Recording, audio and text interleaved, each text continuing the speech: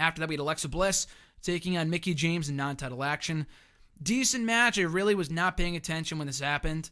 Why you would put two former SmackDown stars against each other, I don't know. It hasn't been that long enough since the Superstar shakeup happened that it feels like a fresh match to get Bliss and Mickie. It's not like they had a million matches on SmackDown, but still, I thought it was kind of silly to go back to that feud so soon, that storyline, whatever. Mickie's just not doing it right now for whatever reason. I mean, I'll probably write an article about this at some point in the near future, and I was so happy when Mickie came back, and I'm glad she's still with the company. She's in the company, and she's, working with the current talent from Alexa and Bayley and Charlotte and and Sasha Banks and all the other current, crop of talent in the women's division, which is probably the best it has ever been. So having Mickie James back in the field, back in the mix is awesome.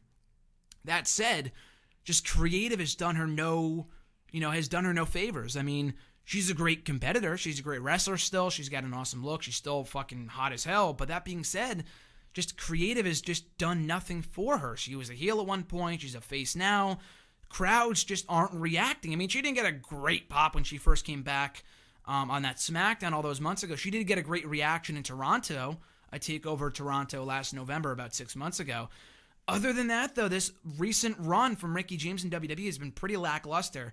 I'm not saying, fire her now or whatever. I mean, there's still hope. She can still go.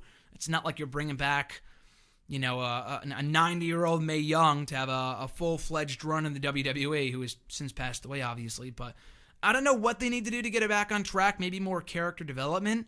Like I saw some video yesterday WWE put up on their YouTube channel with Mickie James talking about Mother's Day, like air that kind of thing on Raw. We really have not heard too much from her. I mean, we kind of heard a little bit from her on Talking Smack before she came to Raw.